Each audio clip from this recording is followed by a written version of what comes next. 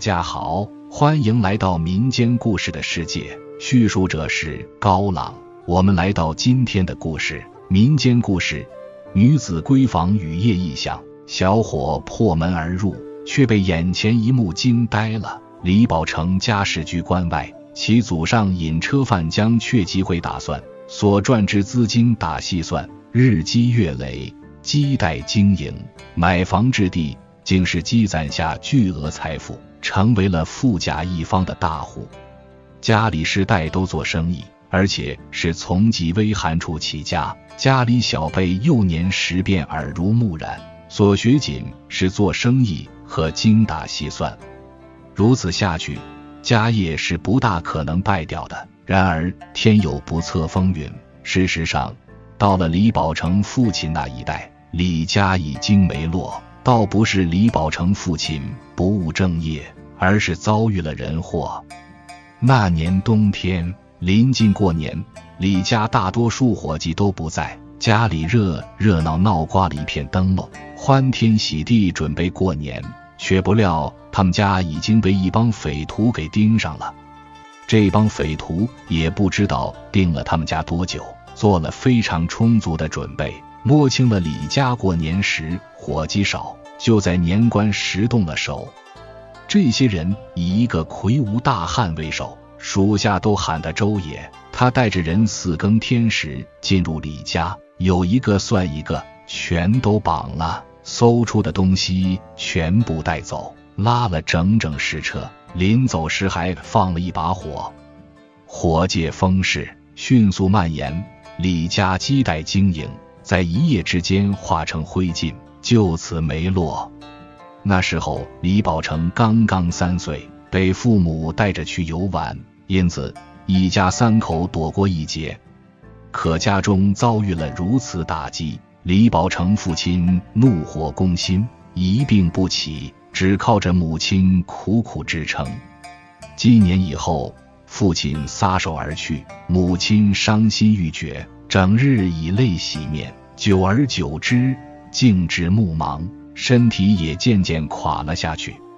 从此李宝成成为了家里的顶梁柱，不仅要养活自己，还要养活母亲。他虽然生在富裕之家，却并没有养成少爷习性。再说了，家里富裕时他还小，根本不记事儿。而从记事而起，他经受了无尽的苦难，这样成了他坚韧的性格。小伙子明白这些年母亲有多么不容易，父亲当年多病，自己还小，是母亲咬牙拉扯着他们爷俩。如今父亲去了，母亲2眼俱盲，他要一直陪在母亲身边。俗话说得好，人挪活，树挪死。他们家有过辉煌，可已经是过眼云烟，守着废墟一样的家也没有意义。他便带母亲入了关，一路流落到了山东，而此时的他已经是20岁的大小伙子。这一路过来有多不容易，母亲虚弱，李宝成都是背着她，丝毫没有半点埋怨。母亲受了半辈子苦，这时候又多病，不仅帮不上儿子，还成为了儿子的累赘。急火攻心下，脾气变得古怪，时不时骂李宝成几句，甚至还动手打他，想让他放弃自己，独自一个人去讨条活命。李宝成骂不还口，打不还手，处处哄着母亲，怎么样都行，但要是让他放弃母亲，那不可能。母亲一个弱女子，之前过的是2手不沾阳春水的富夫人生活，家里突然遭难，她受了什么苦才把自己拉扯大？现在她身体虚弱了，自己这个当儿子的却要放弃母亲，那自己成石磨了，还配站在天地间当个人吗？母亲见他倔强，也知道孩子心里所想，自己养大的儿子岂能不了解？自己再怎么刁难他，他也不会留下自己不管，与其让孩子难受，不如消停点。娘俩到了山东，李宝成不准备乞讨，事实上他的路上也并没有乞讨。小伙子有把力气，长得魁梧，剑眉星目，堂堂7尺男儿，怎么好意思伸手跟别人乞讨？所以他一路上都是帮人干活，赚点钱后便背着母亲出发。之所以是山东，是因为母亲的娘家就是山东的，只是娘家已经没人。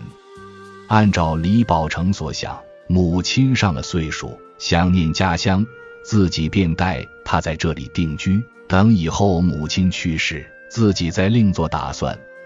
既然如此，就得有各落脚的地方和吃饭的营生。他把母亲安置在一处别人废弃的旧屋子里，自己则外出寻找营生。他坚信只要有自己，就饿不着母亲。当年母亲一个女人能养活他和父亲，自己一个棒小伙，难不成还养不了母亲？大不了给人干苦力。别看李宝成一无所有，但他从不气馁，正大步流星走着，突听后面传来叫喊，四周的人也纷纷避让。转头一看，原来是一匹失控的骡车，骡子也不知道受了什么惊吓，此时已经惊了，撒开四蹄在路上狂奔，带得后面的车吱嘎乱响，后面带跑着几个丫鬟，对着骡车又哭又喊，想让人帮忙拦下骡车。可路人哪里敢拦？一头受到惊吓的骡子破坏力惊人，被闯上轻者受伤，重者可能会要命。所以这些人赶紧躲到路边，只盼着骡车赶紧过去。李宝成却并没有让开，而是两腿微分在路边站定，眼睛直勾勾盯着受惊的骡子。骡子鼻孔里窜着粗气，很快到了他的身边，他大喝一声，伸手抓住了骡子嘴边的龙套，用力就向怀里拉。骡子此时已经进入癫狂状态，岂能就此屈服？脑袋用力向上扬着，欲要挣脱，同时四蹄发力，想要甩开李宝成。李宝成两眼圆睁，双手紧拉着龙套不松开，两脚在地上硬磨着，跟骡子较上了劲。骡子已经奔跑了一段距离，本身也陷入了乏累状态，几次没有挣脱后，渐渐慢了下来，将李宝成拖行了近1里路时，终于停了下来。不远处就有一条大河，如果不是李宝成出手，万一骡子带车闯入河中，车上人只能一死，别无他途。李宝成脚上的鞋缘本就破，此时已经被拖得稀烂，脚上到处都是血，不过他毫不在意，仍然死死拉着龙套，防备骡子2次发惊。一炷香的功夫过后，骡子彻底安静下来，后面的丫鬟们也追了上来，一个个瘫软在车边，拍着车纸喊小姐。车上帘子掀开，一个脸色煞白的姑娘探出身来，她全身仍然在颤抖，显然是受到了极大的惊吓。县小姐莫视，丫鬟们全都失声痛哭，对李宝成千恩万谢。姑娘的情绪渐渐平复下来，对着李宝成轻施一礼，谢过公子救命之恩。李宝成随意摆了下手，举手之劳的事，担不起人家这么大礼。另外他也称起公子。见他要走，小姐又轻声说道：公子且慢，小姐还有事。姑娘指了指他的脚说道：公子的鞋破了，且随我回家去吧，赔公子一双鞋。李宝成咧嘴一笑，这双旧鞋有什么打紧？姑娘见状又赶紧说道：再说了，那车夫见骡子受到惊吓，自己先跳车跑了，我此时双腿发软，这车也需要有人赶回家。李宝成恍然大悟，原来如此，也的确，这里包括小姐和丫鬟，都是姑娘家，如何能把骡车赶回家里？既然如此，自己就帮他们把骡子赶回家。想到此处，他点头答应，让姑娘上车，自己牵着骡子和丫鬟们一路步行向前而去。到了姑娘家门前，李宝成倒吸一口凉气，这门楼也太气派了，不折不扣的富家小姐呀！听到外面的动静，从门房里出来个老汉，一看这情景，不由得有些不解。丫鬟们七嘴八舌把刚才的事说了一下，老汉一听吓得赶紧喊小姐。看到姑娘从车上探出头来，而且没事后，老汉才松了一口气，一把拉住了想要离开的李宝成。壮士何去？李宝成挠了挠头，骡车送到了，自己也该走了。小姐不答应，丫鬟们不答应，门房老汉也不答应，拉着他就进了家。有多事的丫鬟事先进家禀报了老爷和夫人。李宝成他们刚进家，就见一个员外打扮的人和一个雍容的夫人急奔而来。夫人边喊：“我的月儿啊，你可吓死娘了！”到了姑娘身边，夫人一把拉住，左右上下打量，确定女儿没事后，才稳下心神。员外看了看李宝成，夫人也看到了李宝成的脚，当下心疼的直皱眉，赶紧拿钱，赶紧拿新衣服和鞋子给这位壮士。员外对李宝成郑重行礼，谢他救了女儿。李宝成看这一家子都这么客气，他倒有些不好意思，闹了个大红脸。钱他是万万不要的，只是脚上的鞋已经不能再穿，他便拿了一双合脚的换上。员外也不让他走，救了他女儿一命，岂能就此让人家离开？看着小伙子穿着，生活应该不好，可见钱而不要，这倒让员外有些意外。既然不要钱，吃顿酒总是要的。当下不管李宝成如何托辞，他还是让人带着李宝成去洗澡换衣服，自己则马上让人准备酒菜。李宝成推辞不成，只好答应，由这家里的下人陪着洗了澡，并且换了身新衣服。一靠衣上马靠鞍，小伙子收拾利落出来，挺拔的身姿，眉如大剑，鼻似悬胆，看得丫鬟们嘻嘻直笑。那边员外已经准备好了酒菜，拉着李宝成入座。入座后，李宝成得知员外姓周，他救的是周员外唯一的女儿。虽然员外没说女儿的名字，可周夫人拉着女儿的手唤宝月，应该是叫周宝月。李宝成浅喝了一盅，无论周员外如何再劝，他是不再喝了，周员外只能作罢。但趁着周员外不注意，他却把一只肥腻的烧鸡藏进了衣袖中。这动作恰好被一个丫鬟看见，丫鬟嘴边没有个把门的，指着李宝成哈哈大笑，他是害羞才不吃，我看他把一只烧鸡藏在了衣袖中。他一喊出来，人们都感觉尴尬。周夫人拉着周宝月，娘俩都是俏脸通红，不知道该如何收场。反观李宝成，他倒是很磊落，还表现得极大方。还是周员外经事多，赶紧打圆场说道：“看来我这家让李壮士不自在，带走吃也好，其实在这里也没有那么多规矩。”李宝成听罢摇头。周员外为人热情，宝成十分佩服，但要说宝成害羞就言过了。宝成拿走这只烧鸡，并不是要出去再吃，而是宝成有个受苦的娘，他把宝成拉扯大，好多年没有吃过烧鸡了，宝成想带走给娘吃。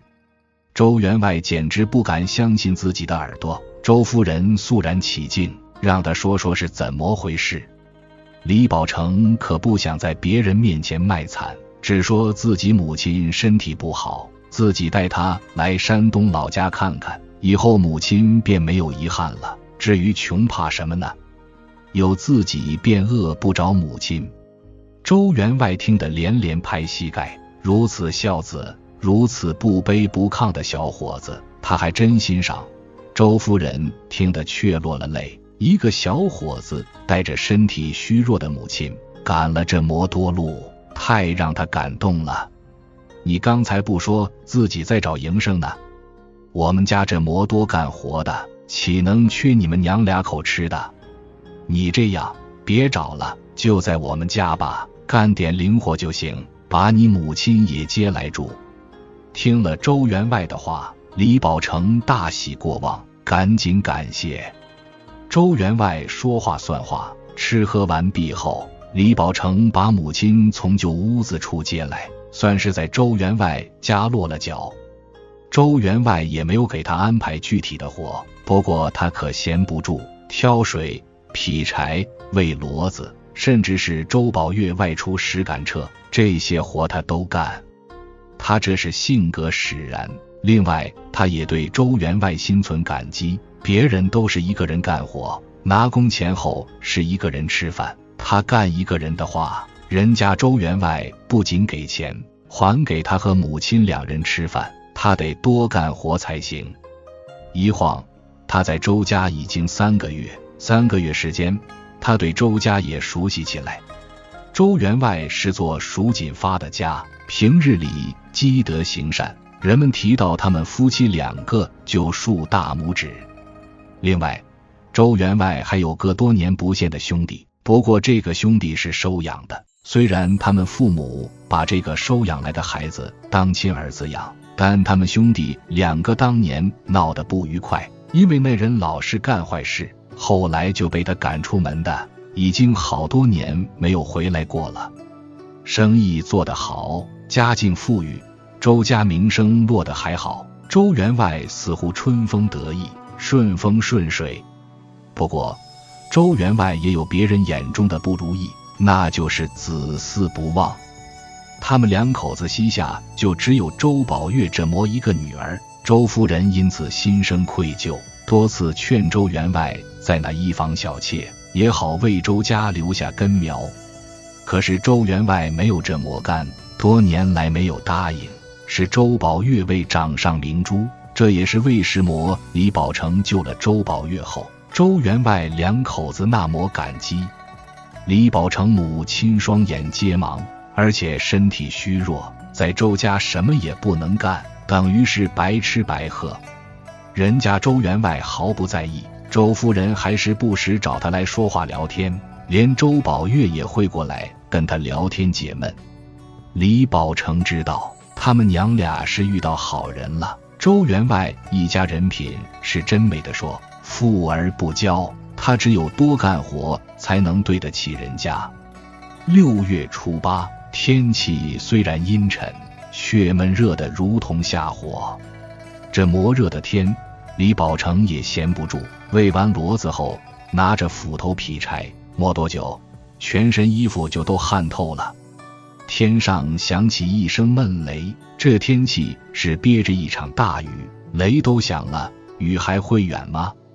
他想起来自己洗了衣裳还搭在外面，急匆匆赶去自己和母亲住的小屋，想把衣裳摘进去。不料到了屋前，发现衣裳已经被摘，屋里还有说话声：你这孩子，你那金贵的手怎么能摸这些衣裳？快放下！这话说的，我这手怎么就金贵了？我就要摸。李宝成听得哑然失笑，原来是周宝月在屋里跟娘说话，应该是他把衣裳给摘了。周宝月没有大小姐架子，对丫鬟下人都非常和气，丫鬟们也不怕他，时常打趣，他也经常来跟母亲聊天。李宝成心里特别喜欢和爱护这个周小姐。他大步进去，正在叠衣裳的周宝月闹了个大红脸，低头不敢看他。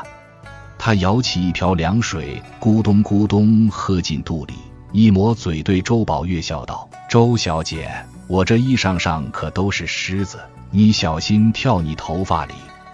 周宝月白了他一眼，转头看窗外，不过耳根子都是红的，人也显得非常紧张。李宝成感觉奇怪，问道：周小姐是脸红了？这是怎么了？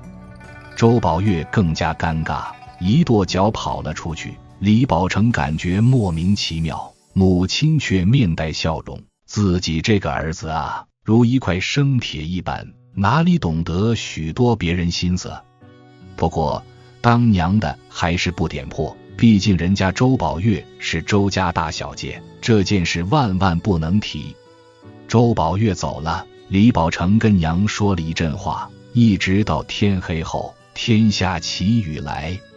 既然下雨了，那便跟娘好好说说话。母亲躺在床上，李宝成坐在床边，手上拿着荷叶扇子给母亲扇着，好让母亲凉快一些。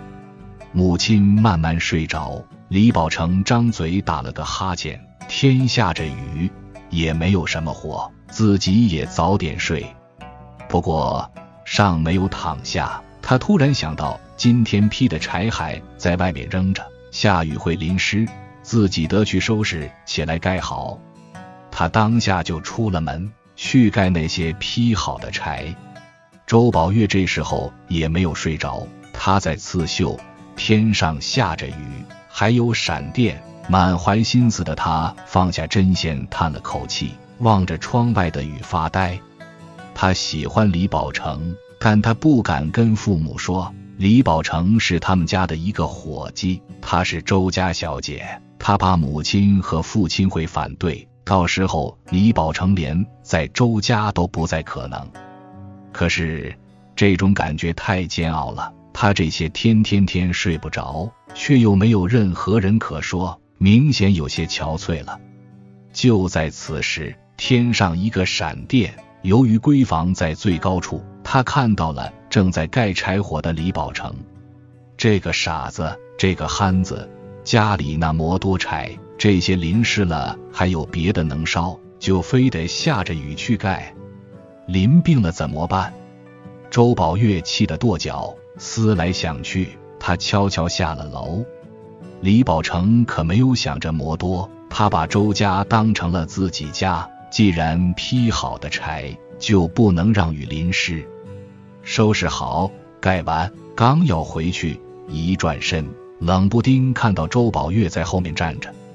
他万分惊讶，刚要问这么大雨他怎么从闺房跑到后院来了时，周宝月生气拉着他就走。李宝成不明白发生了什么，提线木偶一样，竟被周宝月拉入闺房，才醒悟过来。闺房一般都是2层，他们目前还在1层，向上就是周小姐的闺房，上面他是万万不能进。就算是这下面要是传出去，周小姐以后怎么做人？你是傻了？那些柴有什么打紧，要你下这么大雨去盖？听了周宝月的埋怨，李宝成却摇头说道，你疯了，周小姐，这是我能来的地方吗？万一让人看你，你全身是嘴也说不清，我得赶紧走。他说罢转头就走，但就在此时，上面的窗户却传来一声响动。周宝月和李宝成都感觉惊讶，要知道窗户离得有一段距离，怎么会莫名其妙响动？周宝月有些害怕，不由得靠近了李宝成。李宝成想了想笑了，估计是下雨刮风导致的响动，你不要害怕，我也要赶紧走，你快上去吧。周宝月想了想，觉得李宝成说的对，当下也不好意思强留他，毕竟是个姑娘家，怎么能拉着一个男人在自己闺房里不放走？周宝月上楼，李宝成则出门，手放在脑袋上向前跑了前步。李宝成突然站住，转头看周宝月的闺房，他突然想到，周员外把周宝月闺房外面收拾得非常干净，况且他的窗户下面就是街道，刮风也不会有树枝打到窗户，怎么会想？他越想越不放心，可要是再进入闺房，万一末世还被人发现，他可就要背黑锅。可不去的话，万一周宝月真出了什么事，他岂不是要一辈子后悔？想到这里，他在顾不上被别人误会，大步回到了闺房中。周小姐，你有事没有？我要上去了呀。他站在楼梯边喊话，可是上面没人回答。他挤不上去，却见屋里根本没有周宝月，而墙上的窗户大开，还有一条绳子从窗户垂到了外面。糟糕！他到了窗边向外看，闪电中看到有人背着个东西正在狂奔。李宝成二话不说就抓住了绳子，顺着绳子下去追了过去。大雨中，前面的人并没有发现李宝成，他们是2个人，替换着背，累了就换人，一口气跑到一处破院子边，有人开门，2人闪身进去。李宝成没有贸然闯进去，赶深夜摸到周员外家，把周小姐带走，这能是一般的小贼吗？况且刚才开门时，里面隐约有好几个人，他一个人双拳难敌4手，凭着血勇冲进去，人就不出来，他还有可能搭进去。里面传出交谈声，外面雨势正大，根本没人注意到李宝成摸进了院子。他趴在窗户边上偷听，里面讨论得很激烈。这样做是不是多余？我们兄弟直接进家，老规矩，人绑了，钱财找到带走，放火就行了，绑他们家女儿干什么？你懂什么？你当这是在关外？几十里都没有别人家，这里到处都是人家，惊动了别人怎么办？这是他家的宝贝，我们要他全部家产也能得手，非得蛮干。李宝成听出了个大概，这是一帮匪徒，要不是山东这边人严密，他们就会直接闯入周家。想当年自己家就是遭受了这等劫难，他对这样的贼人恨之入骨，反正已经知道他们的落脚点，不如回去通知周员外，让他带人过来，把这里团团围住，这些人还怎么逃？转念一想，这样不好，一旦将这里围住，这些人是很难逃脱，可周宝月还在他们手里，万一他们拿周宝月要挟，狗急跳墙，伤了周宝月怎么办？思来想去，他还是觉得首先得保证周宝月的安全。里面的人边讨论边喝酒，李宝成在外面正着急，突然听到一边房子里传来哼哼声，他一愣神，似乎明白了什么，转身摸了进去。这是另外一间屋子，里面的哼哼声明显是周宝月发出的。原来这帮人并没有把周宝月带到他们喝酒和商量事的房子里，而是把他扔在了这间屋里，反正他全身被绑，嘴巴还被塞了破布，根本逃不走。李宝成顺着声音摸到周宝月，周宝月吓得全身直抖。宝月不要声张，我是宝成，来救你的。周宝月不敢相信自己的耳朵，顺从地安静下来。李宝成把他身上的绳子解开，慢慢推开后窗，2人一前一后出去。周宝月已惊吓得全身瘫软，根本无法跑动。李宝成将他背起来，撒腿就向周家跑。此时刚刚3更多，雨势仍然不减。李宝成背着周宝月一口气跑到周家，饶是他身体健壮，此时也累得几乎脱了力。门房老汉见状不解，李宝成顾不上解释，只让他赶紧叫醒周员外。周员外2口子现深更半夜，下着大雨，女儿和李宝成同时出现，而且2人还都淋成了落汤鸡，不由得面面相觑，不明白这是怎么回事。李宝成把事情的原委说了一遍，周员外根本不敢相信他的话，竟然有人趁夜摸到自己家里，还带走了自己女儿，而自己则对此事一无所知。不过以他对李宝成的为人了解，再看女儿明显是受到了惊吓，由不得他不信。当下周员外怒了，问清贼人落脚点后，他马上开始找人。4更天时，李宝成也缓过了这口气，见周员外带人要直接去，怕那帮人不认账，就跟周员外出了个主意。周员外一听有理，当下就同意按他说的办。李宝成和周员外到了贼人落脚的旧院子处，李宝成一脚将门踢开，大喊着贼人出来。里面的贼人喝酒不少，突然听到叫喊，一个个提着武器出来。没想到周员外一看到为首的人，不由得目瞪口呆，指着对方说不出话来。李宝成打量这个为首的人，此人身材魁伟，对着周员外斜眼是：我的好大哥，这么快就来了？咱们家宝月可是在我手里，你准备拿什么来换？当年你把我赶出去，现在我要你的全部。李宝成惊呆了，此人竟是周家当年收养的人，也就是被周员外赶走的那人。他被收养而不感恩，竟然想要勒索周员外。别想什么主意，就凭你们两个就不走他，我们兄弟就是吃这碗饭的。你可以去关外打听，当年关于有名的李家就是被我们抢的。李宝成更加震惊，这帮人就是当年抢自己家那些贼，真是仇人见面，分外眼红。周员外也万万没料到，所谓的匪徒竟会是在他们家生活过20多年的兄弟。他咬牙让后面埋伏的人都出来。这下轮到匪徒们慌了，他们赶紧进屋，想要用周宝月要挟，不料进屋才发现已经没人。他们虽然凶悍，可架不住周员外这边人多，有一个算一个，全都被捉住绑好。周员外没有再念兄弟情，直接把这些人交了官。他们作恶多端，仅李宝成一家的血仇就够他们死8回。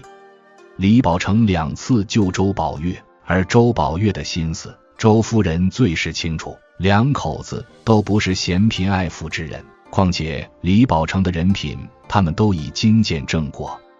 其后1年，李宝成和周宝月喜结良缘。虽然李宝成是入赘，可他却是心甘情愿的。婚后，李宝成开始慢慢接触周家生意，慢慢上手，几年以后已经全面接手。夫妻2人秉承周家家训，对穷苦人和气良善，一辈子和和美美。2人因一头金罗成就姻缘，在当地传为佳话。邀请大家继续看下一个故事，民间故事。健壮男日渐消瘦，梦中常与美妇缠绵。道士晚上趴着睡。我叫杨天禄，住在古老的荆州城外一个叫青龙镇的地方。我们镇上住着各种各样的人，有勤劳的，也有懒惰的，有善良的，也有奸诈的。我最亲的儿子杨大华是一个长相英俊但性格比较懒散的青年人。大华，你看看时间，又要迟到了。我一大早就去叫醒还在睡梦中的大华。知道了爹，我这就起床。大华懒洋洋地回答道。我叹了口气，走出他的房间，心想这个儿子怎么这么难操心，要是他娘还在该多好。自从他娘去世后，我把他拉扯大，但大华的性格还是轻浮懒散，不想住好好工作。我和他娘靠卖猪肉为生，生意一直不错。我希望大华能好好继承这个生意，但他总是起晚了去肉铺。肉铺的活主要还是我在忙，大华只是兼货帮些忙。叔叔早啊！就在我掂量着大华的时候，隔壁的小莲过来拜访了。她是个温柔善良的好姑娘，经常来帮把手。她也暗恋大华许久了。莲儿，你来得正好，大华那臭小子又睡过头了，你去叫醒他吧。我笑着对莲儿说。莲儿红着脸走向大华的屋子，叫道：大华哥，你爹叫你起床呢。我听见屋内传来懒洋洋的回答：知道啦，莲儿，我这就来。没过一会儿，大华整装出来了，他看起来精神不错，见了莲儿还笑嘻嘻的打招呼：莲儿早呀，我看着他们有说有笑的出门，心想或许这个好丫头将来能嫁给大华，也好能让大华改改性子。我们的肉铺就在镇中心，我起早贪黑地卖肉，生意一直很好。可最近隔壁新开的肉铺老板张彪斌看我们生意好，就眼红起来了。杨叔说，你们生意真不错呀。有天张彪斌假意的过来跟我搭话，哈哈，您夸奖了，这都是老客户支持才有的生意。我谦虚的回答，要不咱们合伙做生意吧，我出资你出技术，收益5-5分，怎么样？张彪斌突然开口提议，我心里明白他的奸诈用心，当即婉言谢绝了。从那天起，我就感觉到张彪斌时常狠狠地盯着我们的肉铺看，眼神阴冷狠毒。张彪斌见我拒绝了他的合作提议，心里非常不爽。有一天，我突然开始身体不适，头晕乏力的，家里的活全都落在大华身上了，我只能勉强坐在肉铺指挥。爹，你身体这是怎么了？要不要去请大夫看看？大华关心地问我。莫是，可能是最近太操劳了，你就照顾好肉铺就行。我不想让他担心，就像没事人一样。然而我的身体每况愈下，没过几天就连起床的力气都没有了。大华的妈也看不下去了，她求着我去找大夫。镇上有个神医，是个道士，号称能治疗个重怪病。大华便扶着我去找这位道士。老道观察了一下，你不是普通的病，很可能中了什么邪术。道士神秘地说。我和大华都吃惊不已。道士给我开了几种药，叮嘱大华一定要按时服用。回到家里，我问大华镇上最近有谁看我们不顺眼。大华想了想，说会不会是隔壁张彪斌？他之前还想拉拢你合作来着。你说的有道理，这张彪斌果然不是善茬。我想通了。就在这时，老王婆婆匆匆跑来找我们，杨叔，刚刚镇上来人说王彪斌告你们用病猪肉害人，还送你们来县衙问罪。我和大华都愣住了，这明明是张彪斌陷害我们的。大华跺着脚说，这明明是诬陷，我们一定要去清白。就在我们准备去县衙时，莲儿也跑了过来，他红着眼睛说，叔叔，不要去县衙，我知道你们是好人，一定有什么误会，我现在去找人帮忙证明你们的清白。我停下准备出门的脚步，看着眼前这个善良的姑娘，内心十分感动。我们决定先不去县衙，相信莲儿一定能找到帮助我们的人。莲儿离开后，我和大华在家等待她的消息，心情既忐忑又期待。爹，你说莲儿能不能找到帮我们证明清白的人呢？大华在屋里焦虑地踱着步。应该能的，我们只能相信莲儿了。我试图安抚住也很担心的大华。不一会儿，莲儿风风火火地跑了回来，后面还跟着一个白胡子老者。叔叔，我找到了一个可以证明你们清白的人，莲儿兴奋地说。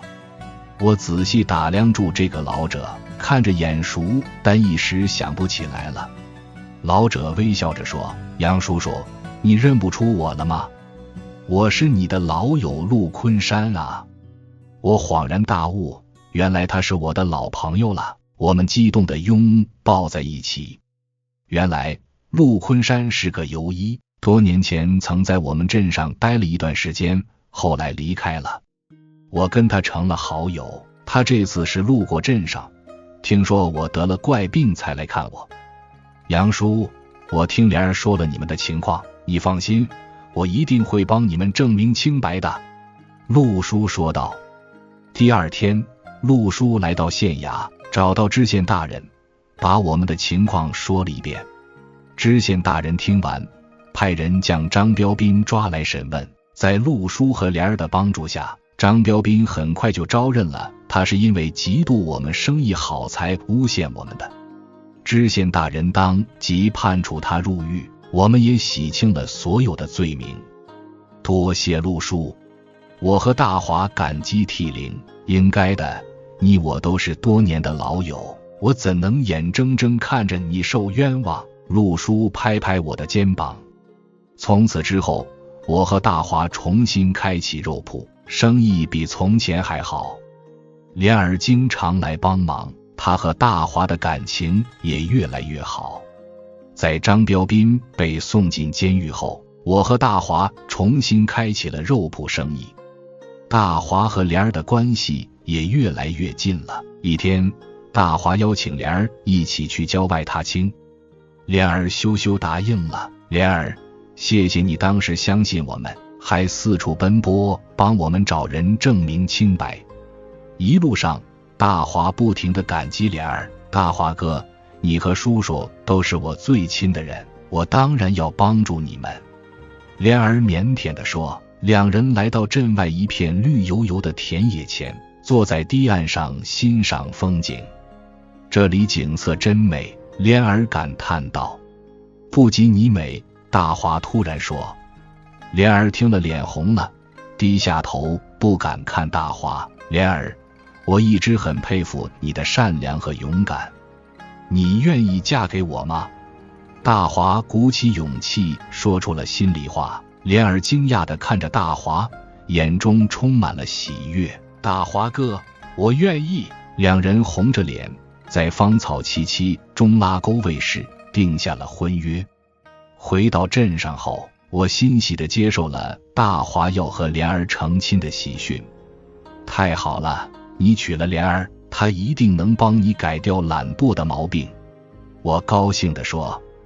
3天后，两家举行了热闹的定亲仪式，陆叔也来参加了定亲酒。恭喜你找了这样好的妻子，陆叔祝贺大华。多亏有你，我们才能冰释前嫌，我才有机会娶到心爱的莲儿。大华感激地说。过了几天，是我和大华母亲的忌日，我们带着莲儿来到他们的坟前上香祭拜。妈，您放心，我找到了人生的伴侣，会好好经营家业，也会时时惦记您的教导。大华虔诚地说。我默默落泪，心想两个人若在天有灵，也该放心了。从此，我们过上了平静祥和的生活。大华和莲儿也成家立业，生儿育女。每当想起从前，依然觉得自己走运，遇到了许多善意相助的人。大华和莲儿结婚后，过上了甜蜜的生活。我渐渐把肉铺的生意交给大华经营，自己在家帮着照顾孙子孙女。爷爷，快跟我讲故事嘛！有天，我的小孙女跑过来撒娇。好，爷爷给你讲个故事。我把小丫头抱在膝上，絮絮叨叨地给她讲起从前的经历。爷爷年轻时遇到了一个奸诈的坏人，还被他诬赖害人呢。幸好你阿姨莲儿很勇敢，四处求助，最后还帮爷爷找到了可以证明清白的人。我简单地给小孙女讲述了当年的故事。哇，阿姨好厉害，她是爷爷的守护天使。小丫头听得津津有味。对呀，就是阿姨帮了爷爷大忙，让爷爷洗清了罪名，否则爷爷就完蛋了。我笑着说。爷爷，我长大了也要像阿姨一样帮助别人。小孙女凑过来亲昵地抱住我，看着孙女天真烂漫的笑脸，我心里涌起一股温暖。好，你长大了一定要像阿姨那样多帮助他人，多做好事哦。如今我已经老迈体弱，大华和莲儿成家后便把我接到他们家一起生活，好让年轻人照顾我晚年生活。爹，体力不比从前了，您就别再忙活了，病刚好马上又要复发，把肉铺的活全交给我就行。大华总是不舍得让我操劳，我知道儿子孝顺，也确实感到力不从心了，于是就把肉铺全交给大华经营。我在家里悠闲地度过晚年时光，人生远比年轻时想象的要坎坷艰难，但幸好遇到了许多善良之人相助，才让我渡过难关，重新获得幸福。我时常感激上天赐予我这样的好运，让我感受到人间真情美意。我在大华和莲儿的悉心照料下，平静地度过了晚年。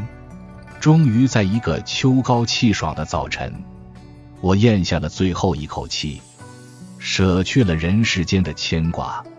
爹，您老人家辛苦了，我会照顾好母亲和肉铺的，您放心去吧。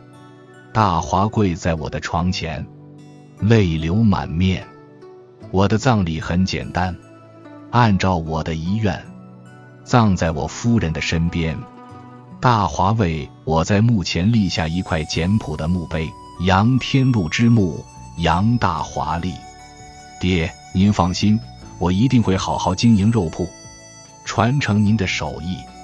大华站在我的墓前，虔诚许下承诺，我死后，大华承担起照顾母亲和经营肉铺的责任。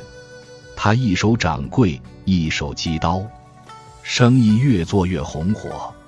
大华，你这手艺越来越好了，简直不输你老子我。有次我的魂魄来到人世，见大华切割猪肉的技艺以真化境，不禁感叹。我的魂魄时常来到肉铺查看大华的情况，看到他不负我的期望，忠心经营家业，我感到很欣慰。10年过去了，大华的母亲也先我而去了。大华常带着孩子来我们坟前上香，汇报家族近况。奶奶您放心，爹一切安好，我会好好照顾母亲的。莲儿和孩子们也都很好。大华向母亲诉说着家庭琐事。我在天之灵也常去找老友陆昆山喝茶聊天，我们像过去一样谈笑风生。老杨，大华娶了好媳妇，你放心去吧。陆叔见我还经常回到人间，劝我放下牵挂，早些投胎去。我回望人世，心安理得地离开了。我知道我在天之灵会时刻守护我的家人。大华，还有你要加油啊！在我去世10年后，大华也渐入中年，他的儿子杨小虎渐渐长大，开始帮着父亲处理肉铺的生意。儿子，这批新猪肉就拜托你处理了，记得要仔细检查质量。大华指导住杨小虎工作。是，父亲。杨小虎懂事听话，帮着分担了不少工作。看着大儿子日渐成长，大华不禁感叹光阴飞逝。当年还是个爱哭鬼的孩子，现在已经能独当一面了。就在这个时候，镇上突然传来一个坏消息，张彪斌出狱了。什么？张彪斌那厮出来了？听闻这个消息，大华勃然大怒。父亲，你说他会不会再来陷害我们？杨小虎也担心起来。有我和你在，就不怕他。大华拍拍杨小虎的肩膀。果然，过了磨鸡天，张彪斌就来找大华的麻烦了。杨大华，我刚出来就听人说你混得不错，要不咱们合伙办生意吧？张彪斌假惺惺的建议。没兴趣。大华怒气冲冲地回绝了。哼，还是这么嚣张，有本事我们就比比，看谁的生意做得更好。张彪斌恶狠狠地说。好，我们就比比。大华也不示弱。于是两家展开了你争我夺的生意竞争。我在天之灵注视着这一切，暗自扶额。这张彪斌永远不会吸取教训啊！最终，在大华城石经营与杨小虎辛勤工作的情况下，他们的生意蒸蒸日上，而张彪斌还是用着卑鄙手段，终于败下阵来。你赢了，我不比了。张彪斌愤愤离去。大华和杨小虎相视一笑，祖孙两代人携手共创肉铺事业的新辉煌，我在天之灵也为他们感到高兴。大华，儿子成人了，你也可以高枕无忧了。故事到此结束，谢谢您看我的故事，您在下方留言，记得要订阅加分享，谢谢你已经看，下期您视频见，再见。